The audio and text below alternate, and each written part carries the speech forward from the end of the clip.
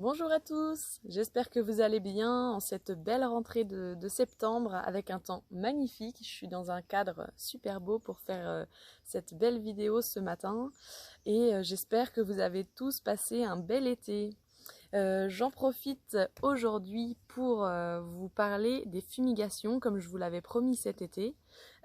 Pour toutes les personnes qui m'ont laissé des questions en me disant c'est super, moi j'adore, j'ai acheté des plantes mais je ne sais pas comment faire chez moi, je ne sais pas comment les allumer, est-ce que je peux les mettre directement dans une coupelle, voilà, donc c'est de tout ça que je voulais vous parler aujourd'hui et ça me permettra aussi de vous présenter ma façon d'utiliser les fumigations en soins.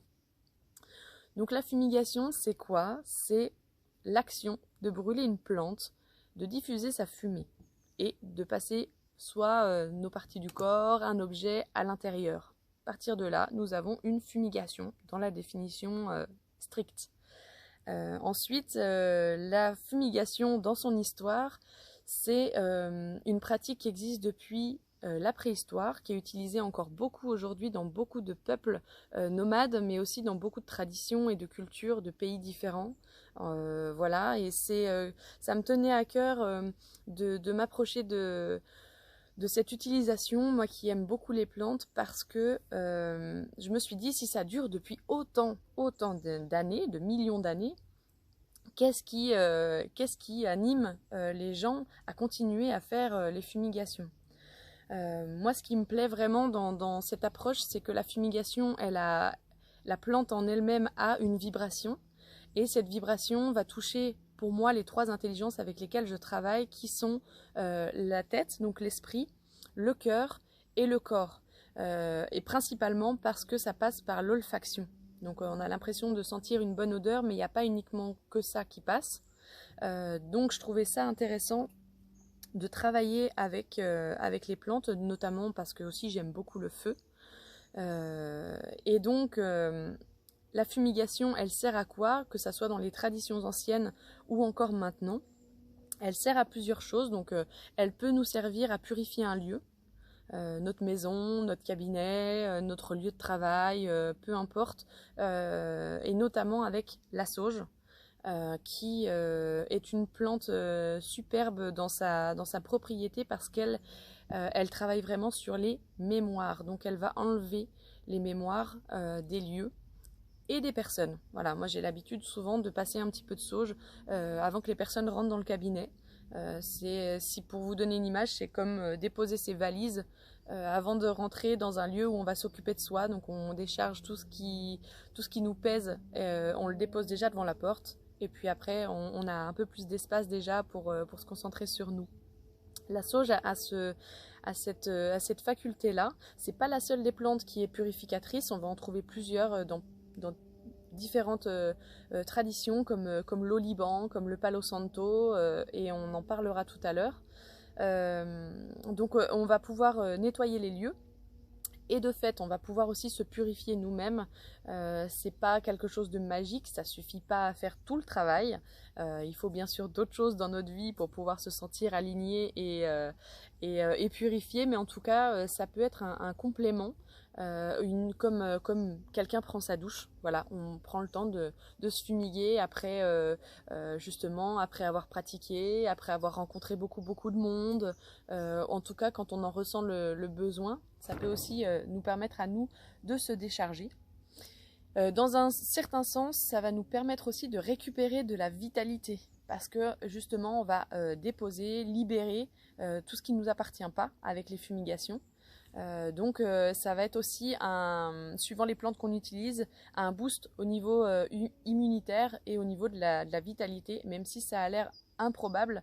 On est quand même, nous, un amas de vibrations, de molécules et d'énergie avant tout.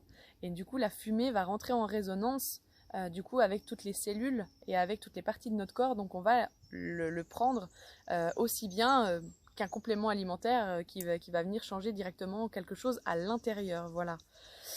Donc la vitalité, se nettoyer, se purifier, et puis on oublie aussi souvent, mais suivant l'utilisation qu'on a envie d'en faire, les fumigations c'est aussi célébrer.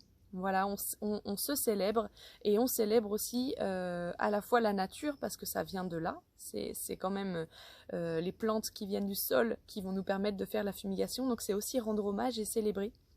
Dans beaucoup de traditions, on va retrouver cette idée de mélanger les plantes et de les offrir au feu, notamment en Mongolie, en Amazonie. C'est quelque chose de très répandu.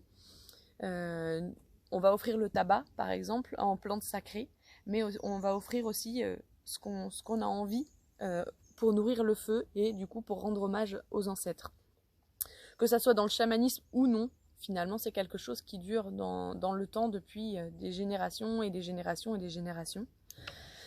Donc, ce qu'apporte la fumigation, c'est ça.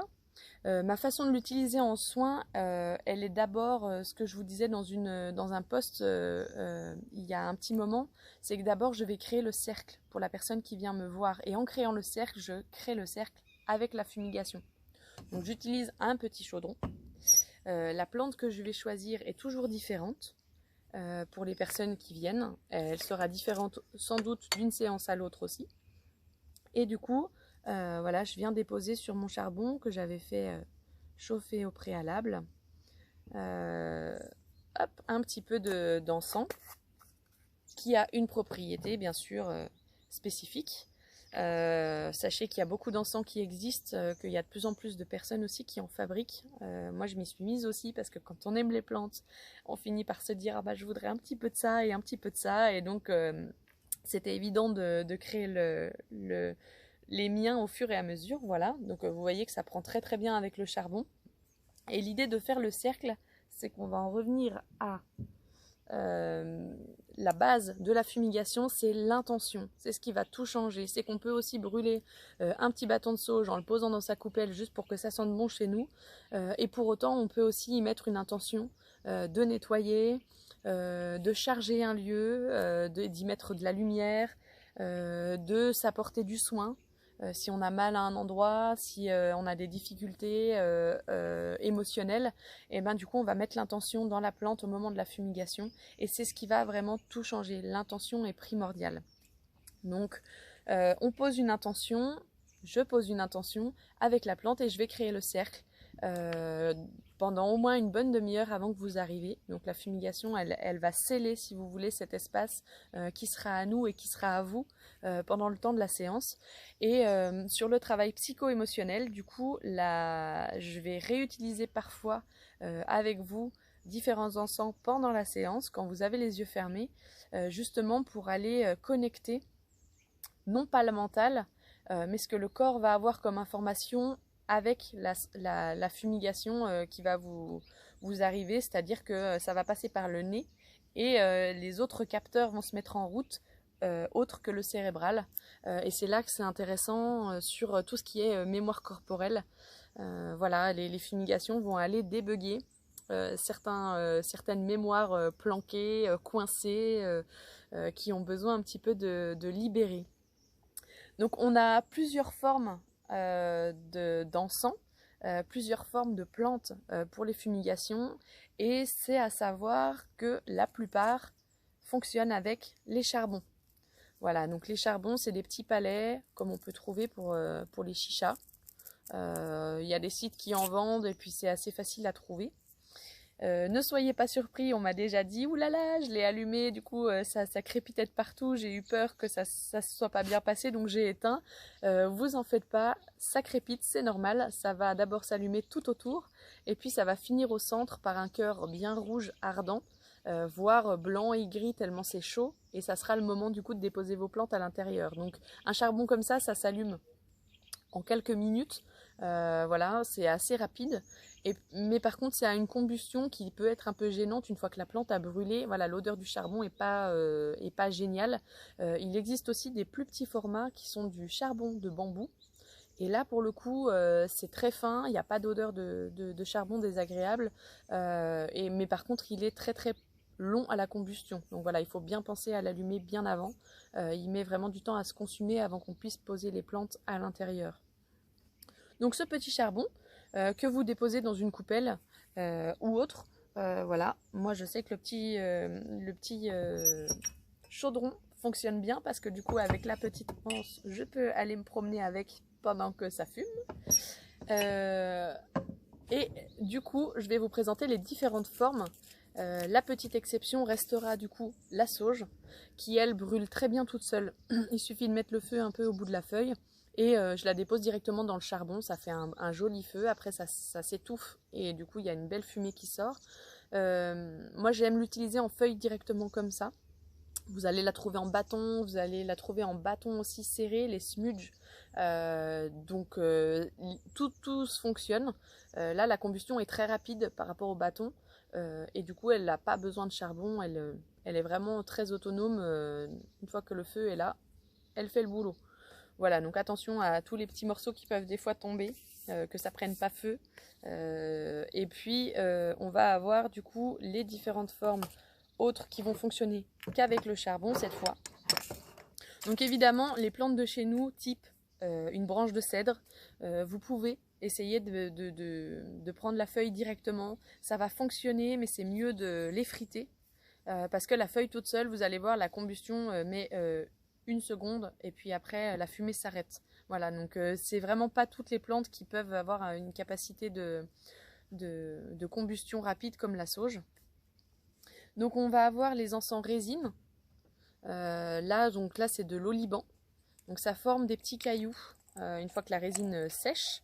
Et là du coup on n'a pas d'autre moyen pour cette plante, par exemple, d'utilisation. Elle vient forcément en résine. Voilà, pour la fumigation, ça fait un petit caillou qui là du coup est assez important. Donc ça fumera pendant un bon moment si je le mets tel quel. Et donc il suffit d'attendre que le charbon soit bien chaud et puis de déposer directement le petit caillou dessus. On peut aussi du coup, moi c'est ce que je fais quand je fabrique les encens, de le piler dans un mortier. Voilà, ça va faire de la poudre, des mini cristaux. Ça fonctionne tout aussi bien sur du charbon après si on veut le mélanger avec d'autres plantes. Après on va avoir les charbons du coup poudre. Donc plus ou moins fin, celui-ci sera plus fin que celui-là. Donc c'est des mélanges qui sont déjà créés. Moi j'ai un super site que je vous partagerai du coup dans un prochain live où je ne serai pas toute seule. J'ai un super site pour trouver ces plantes en fumigation et c'est une personne qui s'éclate aussi à recomposer des encens ancestraux. Donc il y a toutes les nationalités, toutes les parties du monde. Du coup là c'est des encens que j'utilise soit directement comme ça, soit que je remélange aussi avec d'autres plantes suivant le besoin. Donc là, pas de souci, il suffit juste de prendre une pincée et puis de le déposer sur le charbon. On peut aussi faire un petit cône soi-même avec les mains et mettre la flamme au bout, mais c'est plus compliqué, j'ai déjà essayé, il faut vraiment que ça se tienne et que ça soit un petit peu collant pour que ça fonctionne. Et puis du coup, le dernier format, c'est le format des racines. Donc il y a des plantes qu'on va trouver dont la propriété vient se chercher dans les racines. Donc là par exemple c'est le nard de l'Himalaya. Voilà, une plante très connue depuis des millions d'années pour le côté sacré. Elle faisait partie des onctions sacrées. Donc là c'est une racine, donc éventuellement si je mets le feu au bout, même que le cèdre, elle va prendre. Mais ça va pas rester longtemps. L'idée c'est soit de l'effriter un peu, de le découper un peu au ciseau et de faire un petit tas et de le déposer sur le charbon, soit du coup de le piler, ça marche un peu aussi, je le découpe un peu et je le pile, en sachant que le nard en racine est particulièrement intéressant si on connaît le nard en huile essentielle ou justement en huile tout court pour le corps. C'est vraiment une odeur très terre, qui est vraiment différente de ce qu'on peut trouver une fois qu'elle est transformée. C'est ce qui m'intéresse aussi quand j'ai les plantes brutes, c'est que finalement la propriété rejoint parfois l'aspect de la plante. Et pour le nard c'est très vrai par exemple. Donc c'est une racine, on l'utilise telle quelle et le nard il est connecté vraiment à tout ce qui est profondeur. Descendre dans sa cave, être dans l'introspection et dans même ces parts d'ombre. Le nard va aller vraiment explorer tout ça avec vous. Et du coup, s'il y a une logique, parce que c'est une racine profonde qui vit sous terre et qu'on va aller chercher du coup pour ça. Voilà. Et ben, je crois que je vous ai tout dit. N'hésitez pas à me laisser des questions en commentaire ou à m'écrire. Le live qui sera prévu en octobre ou novembre sera avec une personne et on vous présentera du coup les différentes façons de purifier votre lieu, votre maison, votre cabinet, votre lieu de travail sur un pan à la fois minéral de son côté à elle et puis moi de l'autre côté avec les plantes sur les fumigations. Voilà. Bah, j'espère que cette vidéo vous éclaire un peu, qu'elle vous a plu. N'hésitez pas à me laisser des commentaires et j'aurai joie à échanger avec vous sur vos différentes questions. Je vous souhaite une belle rentrée, une belle journée et je vous dis à tout bientôt. Au revoir.